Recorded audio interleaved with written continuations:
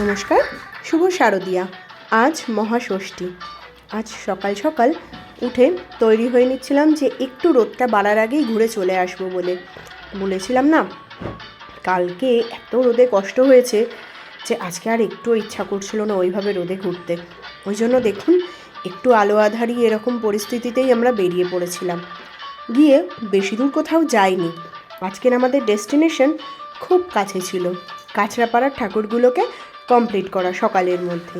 প্রথমেই চলে গিয়েছিলাম নবাঙ্কুরে প্রত্যেকবারই 19-20 করে হলেও খুব ভালো পুজো হয়, ভীষণ ভালো লাগে। ওদের সামনের প্যান্ডেলটা এত সুন্দর করে যে ভীষণ মনটা জুড়িয়ে যায়। তারপরে সোজা চলে গিয়েছিলাম একদম ভিতর দিকে, কারণ ওদের প্যান্ডেল বাইরে হয় আর পুজো হয় ভিতরের একটা ছোট্ট জায়গা, সেখানে কিন্তু খুব সুন্দর করে গুছিয়ে পুজোটা হয়।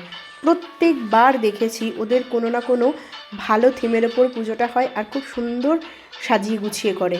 ভালো থিম বলতে ওরা বেশ সুন্দর নকশা করে ওদের প্যান্ডেলের গায়ে, যেটা দেখালাম। আর মাকেও না ভীষণ সুন্দর করে, প্রত্যেকটি বার মায়ের মুখটা খুব সুন্দর করে। সেখানে দাঁড়িয়ে আমরা কিছুটা ফটো তুলে নিলাম। ফটো তুলে নিয়ে জাস্ট আর একটু এগিয়ে গিয়েই বাঁদিকে আর একটা পুজো হয়, নামটা আবারও মনে করে বলতে পারছি না, কিন্তু এই পুজোটা হয় থিমের ওপরে।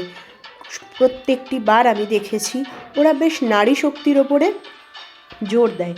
যেমন আগের বছর করেছিল জমিদার বাড়ি, সত্যি ভীষণ সুন্দর হয়েছিল। জমিদার বাড়িতে ঢুকে ঠাকুর দালান দেখে, সেই যে নহবত বসা দেখে এত মনটা ভালো লাগছিল যে বলার কথা নয়। সেই মনে হচ্ছিল পুরনো দিনগুলোতে ফিরে গেছি। কিন্তু এবারে দেখলাম নারী শক্তির ওপরে বেশ একটা থিমের পুজো করেছে, বেশ ভালো লাগছিল দেখতে। এখানে দেখুন সব মেয়েরা কাজ করছে, সেই রকমভাবেই তৈরি করেছে সমস্ত প্যান্ডেলের মূর্তিগুলোকে। তারপরে দেখুন এই যে প্যান্ডেলের বাইরেটাও আপনাদের দেখাই, কি সুন্দর করে করেছে। দেখুন চারিদিকে বেশ লক্ষ্মী প্যাঁচা দিয়ে বেশ লক্ষ্মী লক্ষ্মী ভাব করে করেছে, এত ভালো লাগছিল যে বলার কথা না।